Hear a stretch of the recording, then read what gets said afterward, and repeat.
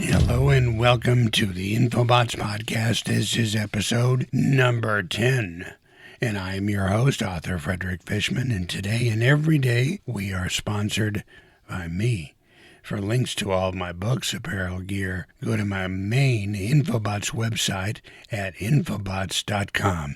That's spelled with 2 T's at the end, infobotts.com. You can also help us out and show your support by visiting our Patreon page at patreon.com/Infobotts Podcast.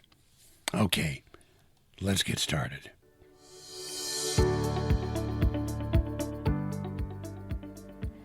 Did you know that very soon, hopefully, in only a matter of weeks, your local city or regional zoo will once again open their gates to the public?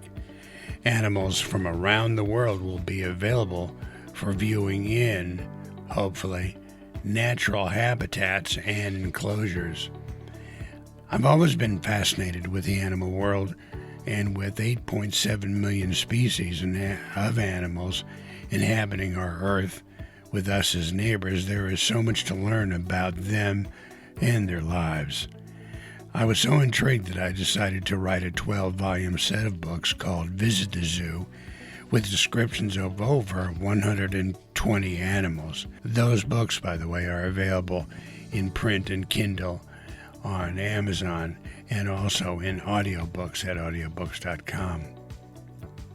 I hope to expand that number of Visit the Zoo books soon, and I would like to drop into this Infobotts podcast from time to time a sampling from those descriptions of the most iconic animals you will find at the zoo.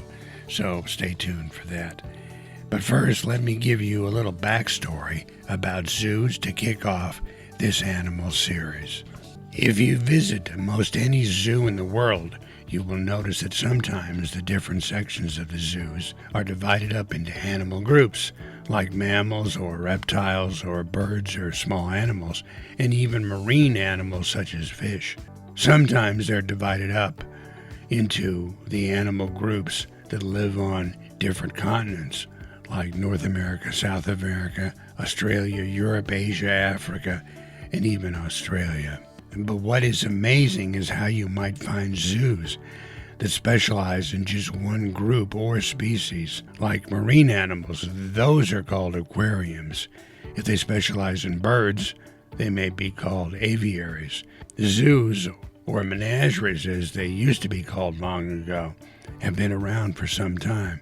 These gathering points in major cities for animals brought in from around the world first got the name zoo, taken from the term zoological garden back in 1847. But the first zoo or menagerie was discovered at an archaeological excavation in Herculopolis in Egypt in 2009 and was dated back as far as 3500 BC, give or take a few years, of course. The scientific diggers found the bones of hippos, elephants, baboons, and a few other animals. That collection is not unlike some of the same animals you will be seeing in your visit to the zoo in the series of books I've produced. Alexander the Great, who conquered and created the largest empire of his time back at 323 BC, had an interest in collecting animals he discovered during his campaigns. He sent back to his home in Greece many wild animals from the various countries he conquered. In England, during the medieval period around 1204, King John I created a menagerie or zoo in the Tower of London, the same place, unfortunately, that many an English prisoner died. The oldest zoo currently in existence is the Vienna Zoo. It is located at the very famous Schönbrunn Palace in Austria. It started its existence as the Imperial Menagerie in 1752, then opened to the public in 1765. It is open and running today. And now, you know.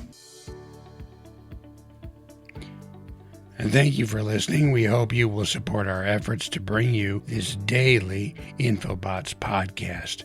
You can help us out by visiting our Patreon page at patreon.com/Infobotts Podcast.